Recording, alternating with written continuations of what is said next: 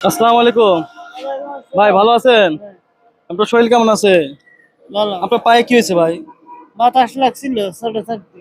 ও, তো হাতে কি হয়েছে, যে কি হয়েছে? আহারে, খাওয়া দাওয়া করছেন দুপুরে কিছু?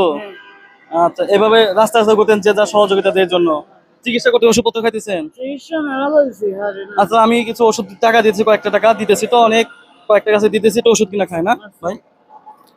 আর কিছু খায় নিন অবশ্যই, এই খালি পেটে ঘুরেন না এভাবে। টাকা দিয়ে আপনাকে কিছু, বাসা এখানে?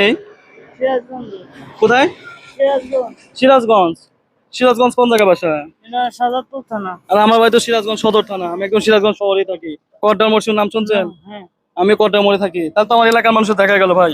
আর কি কষ্টে দেবেন, দেখেন সিরাজগঞ্জের মানুষ রাজশাহী চলে আসছে, আমিও সিরাজগঞ্জের মানুষ, দেখা গেল ভাইয়ের সাথে। মানুষ রিজিক কোথায় টেনে আনছে মানুষকে।